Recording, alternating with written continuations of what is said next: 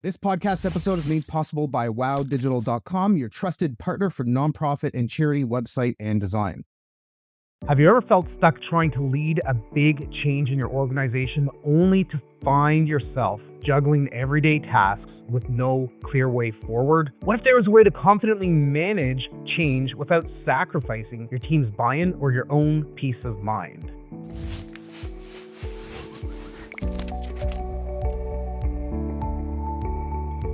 Welcome to the Nonprofit Digital Success Podcast. As always, I'm your host, David, and on this episode, we're talking about confidence and resilience in leadership with Kathy Archer. Once an overwhelmed nonprofit leader herself, Kathy now empowers nonprofit leaders to lead with confidence and balance without compromising their values or personal lives. Super, super important. Kathy's the author of Mastering Confidence, and she has an upcoming book from what I hear. You want to talk about that for a sec? Sure. It's Character-Driven Leadership, a 5-step guide to shape your nonprofit management style with strong values, ethics, and morals. Amazing. 3 super fantastic topics that we all need to kind of keep in the back of our mind as well as the front of our mind, as well as with our team to empower them. Kathy, thank you so much for joining us on the episode today. Let's hop in and get going. Absolutely. Excited to be here, David. I love listening to your podcast, so excited to be on it. Amazing. Glad we have a fan, right? Yes. All right, so let's jump in. Why do nonprofit leaders struggle to lead change initiatives effectively? Well, for starters, they've never been taught how. Change management is a whole beast on its own. And you can go and take courses and get certified in change management. We don't know how to navigate change. We're just navigating the same way we've done when we've had kids or moved homes or got a new car. Like, I don't know, what am I supposed to do here? So the biggest challenge they have is they've never been given the skills to manage change. The change that's happening, sometimes big. I mean, you're talking about bringing in a whole new digital way of being or a website. It could be moving buildings. It's lots of different changes. They're big things and there's a lot of moving parts, but within that, there's also a lot of emotions and we don't know how to navigate those emotions. Like people are grieving the loss of whatever it is that we're giving up. Before I transitioned into the work I do now, I was a leader in an organization. And as I stepped out, I moved into a tech role. We were just putting in case management software so people would have to manage their notes on case notes digitally. Well, where I live, lots of people don't even have internet, in some of the rural communities. You go out and visit a client, you don't have internet to access. We didn't have enough laptops. Like there's all of this stuff. But then there was also the fear of change, right? So I think those are 2 of the big things is lack of training and then just managing all the emotions that circle around change.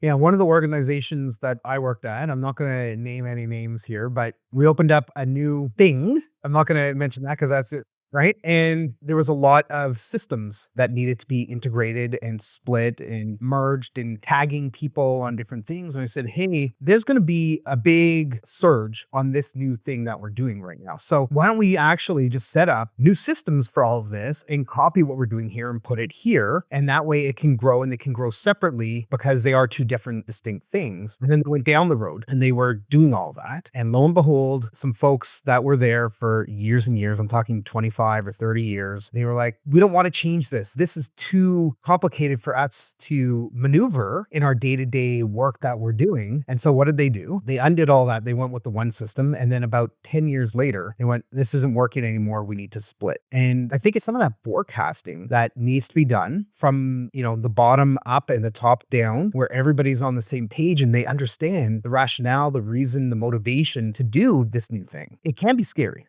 It can be scary. And I think, though, what you're talking about, too, back to the training, a leader's job is to create the vision for the future. But often in nonprofits, we are head down, putting out fires in crisis all day. We never step up to do that forecasting, to do that visioning, to think strategically. We don't give ourselves or our team space. So we're like, this is the way we've always done it. Let's just keep, whacking the moles, right? The way we've always done it. If it's not broke, don't fix it. We're like, whoa, slow down and take some time to see that future, create that future, talk about that future, and bring the people along with you. But again, that's a skill that you've got to learn how to do.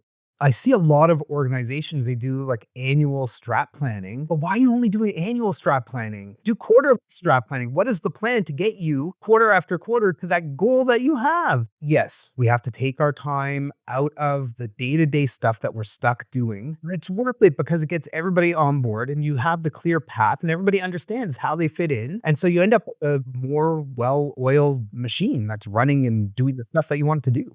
I talk to my leaders all the time about you need a yearly plan, yes. And I talk about organizational plan and individual growth plan. But then you break it down quarterly and then you break it down monthly and weekly. And weekly, I want to say, what am I working on in terms of that strat plan this week? Because strat plan is a big project. Today is a to do. What part of that? Or when you're in a team meeting, how are you connecting that strat meeting to this conversation about this change that we're working on? Remember, like there's a strategic reason we're going there, but it's not a binder that just gets dust till next year. But sadly, that's what happens in many organizations. Yeah, some of the things that we do internally at Wow Digital, and we run this with a number of our clients as well, is the EOS framework. Okay, it talks about rocks and goal setting and those pieces. And we do that internally. We do quarterly strat planning, annual strat planning. And I've got everybody in my team where they have their own individual goals. In EOS, you call it rocks. But what are these goals? And then every Monday when we meet, we check in like, how's it going with this? And Yeah. What does EOS stand for, just for people who don't know?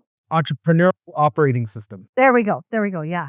Yeah. So taking time to shift, and I'm going to ask you a question in a second here, but taking a moment to shift your mindset to go, okay, let's be strategic in what we're doing. Not everything is strategic, right? Because there's the day-to-day task. We have to get back to people. We have to reply to this email or create a report or whatever, right? But let's be 70% strategic in the work that we do and have that vision, that goal. And that way we're working towards something and we know exactly what that is.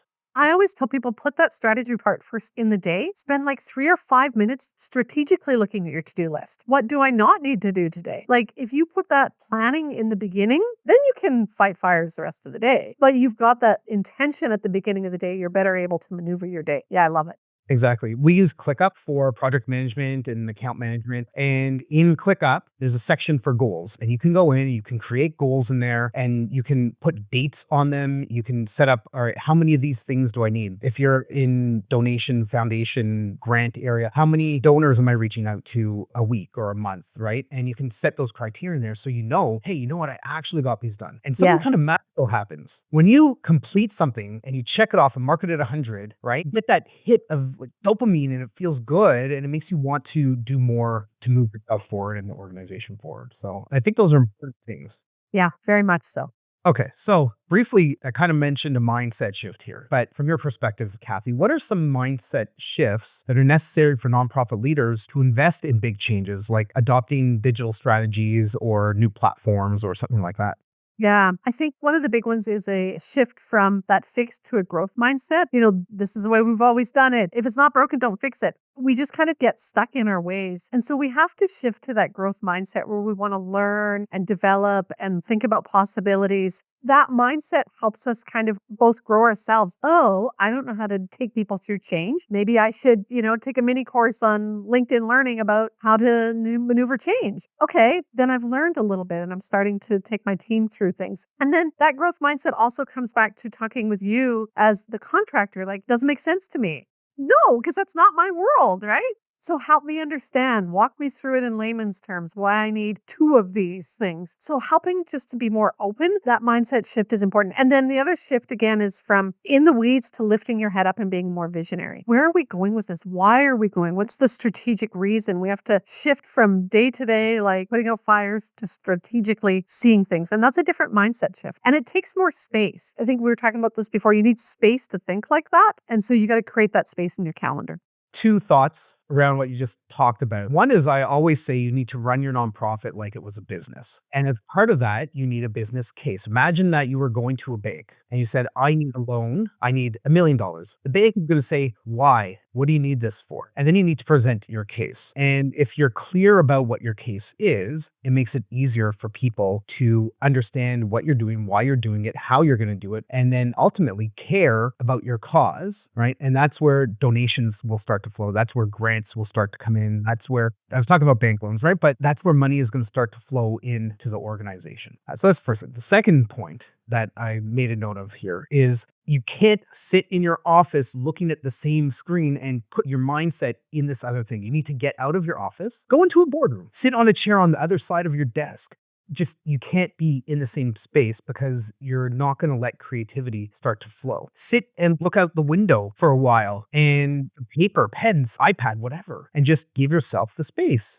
I've always said that to my clients. You cannot think strategically sitting at your computer. Walk away from the computer. Yeah, go for a walk. I am like the kitchen table, sticky note, highlighter, like old school. That's how I think, right? And people will say that all the time. Oh, I got this idea in the shower. Well, exactly, because you let your brain settle down enough to think. So, yes, absolutely. I'm going to admit something here. It's a bit of a funny story. About 12 years ago when I was working at the hospital, I was doing a whole bunch of coding and scripting. We were working on something and it just kept generating errors. And I was like, what is going on? And I was staring at the code. It had to have been for 45 minutes or whatever. And I'm like, I'm done. And I got up, I went out for a walk, went to Starbucks, got a drink. I don't know if that helped or not, but came back into the office and instead of a semicolon, it was a comma. And that's what was throwing the code off. It took me about 3 minutes when I got back to my desk, and being able to get some clarity and stop doing what you're doing for even a brief amount of time will open up the neurons and the transmitters in your brain to be able to see things a little bit differently. Exactly. Yes. What do you think, Kathy, is stopping leaders from asking for help? Imposter syndrome. So for me, I do a lot of work with women leaders. And women get into these positions from frontline, we move up without the training or support to move up. And if I ask for help, that would admit that I don't know. If I say I don't know, maybe that would tell me somebody that I'm not the right person for the job. And so there's this fear of being seen wrong. Leaders feel like this is another mindset shift that we have to make. I'm supposed to know everything. No, you're not actually supposed to know everything. You are leading. Leadership is different than doing the job. You do not have to know how to do the job. That's what you hire people for, is to do the job.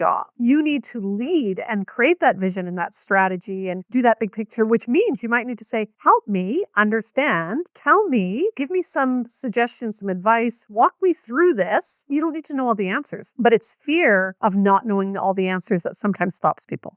I love the idea that you need to hire people to do the stuff that you can't do. You also need to hire people to do the stuff you don't have the time to do. Sometimes they're correlated, sometimes they're not. Getting the expertise in, having the expert do that for you, it will cost money when you bring somebody in to do something, but think of the load that's going to come off of your shoulders by doing that. And that's why we hire people in teams to be able to do those things. Yeah, I often will take my leaders through the Gallup Strengths Finder, which identifies your strengths. And one of the things that I will tell them is delegate your weaknesses. Take your weaknesses, don't try and fix those and shore them up, delegate those. I had one agency that I worked with that hired an HR specialist to help write those policies and, people coming and going, and did some of the screening of interviews. Huge load off their mind. And another agency hired somebody to do some of the set up the website and all of the information, just like weight lifted. You don't need to do that. What I love about working with you, from what I know already, is it's not that you're just going to do the job, that you're going to do it strategically. And I think that's what people are often afraid of when they ask for help, is that somebody's going to take it over. They're going to hide this job that they're doing. I'm not going to see anything for a year. They're going to spend all my money. I'm going to get this thing back and it's going to be not what I want it. So I think, to your point about consults, go on LinkedIn and connect with people. Ask other people for reviews and suggestions. In my coaching, I always tell people, just check with me and connect with me for a call. If you don't like me, move on. Whether I have the expertise or not, there needs to be a connection there. And so reach out and do the free stuff. Lots of consultants, especially in the nonprofit world, have a free webinar. Lots of stuff on their LinkedIn or their blog. Check it out. Get to know this person a little bit. Do your homework. But then, create a relationship rather than just delegate it and walk away. Create a relationship where you're building something together, but they're the expert.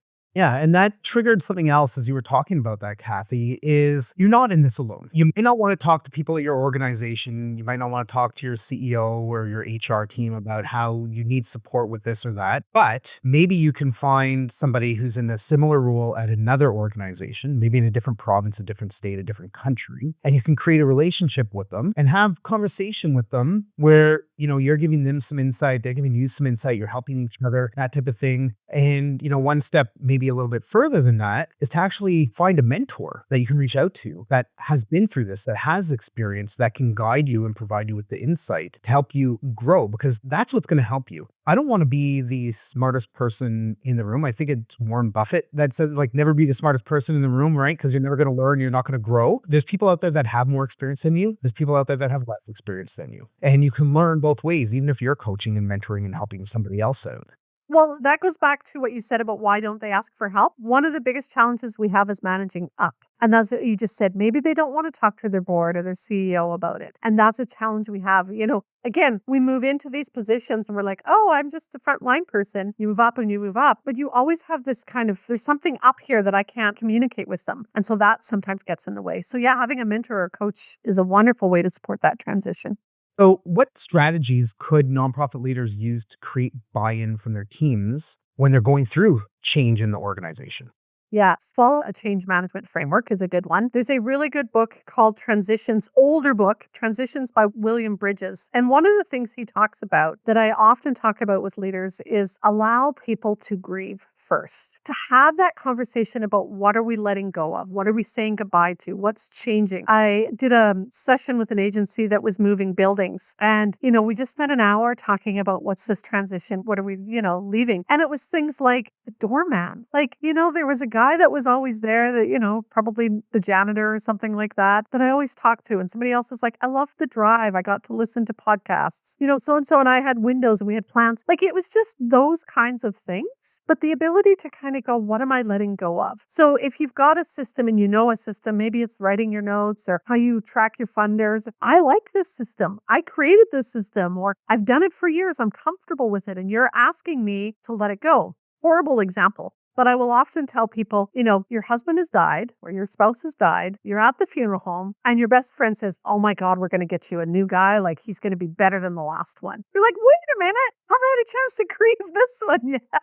But that's what we do in organizations. Oh, it's going to be wonderful. And we try and rip them over here and tell them how pretty and amazing and beautiful it's going to be. Let's move through. So we do this grieving process called the new beginning, but in the middle is the messy middle. And this is where you cleaning your closet or the kitchen cupboards or whatever, and you take everything out and the room looks like it blew up. And we've got to talk about that. This is the messy middle. It is messy, right? You're still using this system. You're learning this system. You're trying to figure it out. It's messy. And just acknowledging that, I was watching a webinar yesterday. I'm a Toastmaster, and Toastmasters International has just changed their platform. They use Basecamp, and it's difficult. And so they've got this new setup that to me still looks difficult. They're going to have to convince me to get to the new stage. But at one point, the thing's going around and around on the screen. And they just said, we realize that it's taking a long time to load. We're hoping that's going to change. But the messy middle is as things are changing, sometimes it takes a long time for whatever to load. Go switch the laundry if you work at home. I don't know. But just recognizing it's the messy middle is helpful. Yeah, there's a point whenever there's change where people are concerned the grass isn't always greener on the other side. There might be a lot of unknowns because it's a new technology or a new way of doing things or new forms that you have to fill out or a new audience that you're trying to connect with. And there's uncertainty and there's worry and there's panic and there's all the stuff that employees are likely really struggling to keep together without letting you know they're worried, they're concerned. And, I think that's where the human connection comes in. And I think it's important as leaders that we meet with our team and we have conversations with our team and let them know, hey, this is why we're doing this, so that they understand and you understand from their perspective what's going on. And I know sometimes we can make bigger decisions as a group. Quite often we need to make bigger decisions and then, kind of force it on the folks that are around. And I don't know anybody that really enjoys that. And, being honest with your team, I think goes a long way too. Hey, we need to do this. There's been a lot of layoffs over the last couple of years in the tech sector. Why are we shifting? Why are we letting go of this division? Well, we're doing this because of this, and this. And, appease them, make them not worry, make them understand what's going on. And hard conversations are always hard. Which I'll just put a plug in for my book here again. This is why it's that leading with those ethics and values and morals, because we come into these conversations task oriented. Like you said, we're forcing, here's the change we need to do. I need you to do this tomorrow and this next week. And this is a new form we're going to use. And we've got this look on our face that is like, we know what the look is. Then we're missing the human contact of it. Again, back to grieving or worry about the future, or let's have a conversation and have some compassion and not just force that change through, because people won't like you if that's what you're trying to do. Usually what happens in my experience is the leaders have been thinking and contemplating about this for months, if not years. And the people underneath They got to Have catch no up. clue about any of that because it's all happened at board meetings. It's all happened behind, the C-suite, right? And it's new. They haven't had time to digest. So I love your point about giving people space and time. And if you could be like, hey, we're going to be making some changes. We're going to be moving offices. We bought this new building down the street. I want to let you know now we're going to be moving in 3 months. Right. That's enough time, right? Not, hey, by the way, Monday, pack up your stuff. We're moving, right? Like, Exactly. Which sadly happens. and unfortunately, we can't always tell everybody what's going on because nothing's really firmed up yet. But just do your best. That's all we can all do. So I know often there's meetings upon meetings and everybody sits around and they talk and there's a little bit of paralysis that happens in not just in the decision making, but in the actual doing of, because when there's something kind of negative, people tend to procrastinate around that type of stuff. So how could leaders overcome that analysis paralysis to move forward with the things that they need to?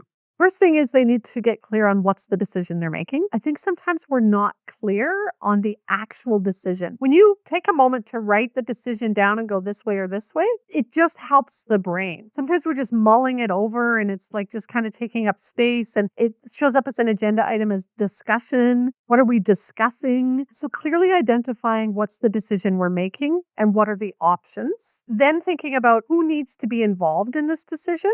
How much time do we want to give this decision and a date of when we're going to decide. And if we can kind of lay that out, then it becomes easier to make the decision. There's a ripple down effect, and we don't often think about that when we're making those decisions. So having a decision-making framework is powerful. I love the idea of that. There are definitely best practices that people can put into place, like change management and those type of things. But what are some best practices that people can leverage to avoid some common mistakes when they're managing through change? Create a plan, review your plan often, and revise your plan often. Strategic plan is not something that you do once a year and you forget about it. Create a plan for your change. And it's not just a few things on a piece of paper. We were talking about Slack earlier, or ClickUp. It's some place that there's moving parts. I love the sticky notes behind you. When I was writing my book, right, it was the cue cards stuck to the wall everywhere. You have to have a visual that people can see and, here's this going on and this is happening over here. It's a big thing. So create a plan and create space regularly to review that plan, right? And yeah, don't be afraid to change it. Like, don't be hardwired to this is what we said we were going to do. And then circling back to what we've been talking about all along, ask for help. The best practice is don't do it on your own. Ask for help in whatever way that is, depending on what the changes that you're working through, but get support to navigate that change.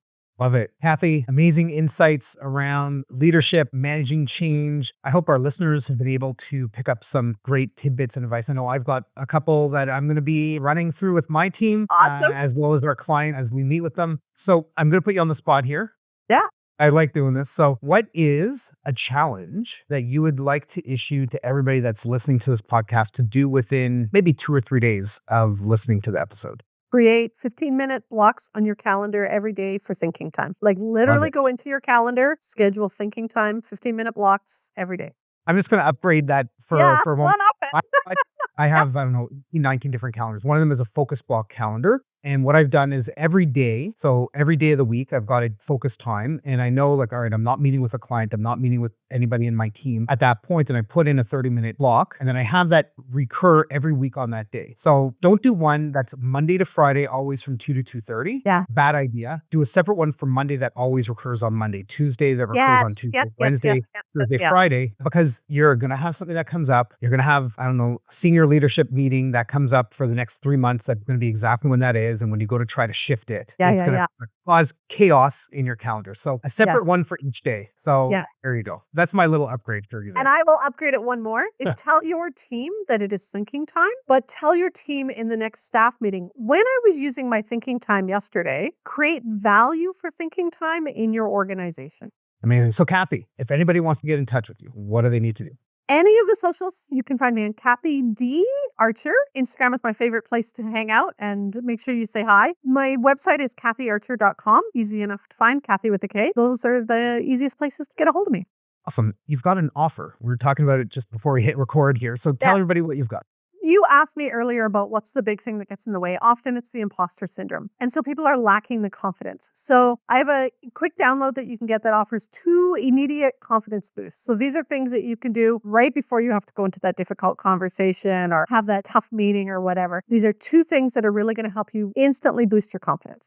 Awesome. 2 things. How long is it going to take anybody to read that and actually implement? It's probably really quick. 2 minutes. So 2 minutes less. Yeah. I don't know if you have this one on your list, but the Superman pose, standing like this for like 10 seconds, right? Yeah. Every day, Yes. do it by yourself in the bathroom with the door closed, Yeah, like, yeah, whatever. yeah, right? yeah, 100%. Absolutely. It's about a mindset shift, and thinking in that way is going to have impact across your life, personal and professional. So Again, it's that mindset shift. I don't need to know all the answers.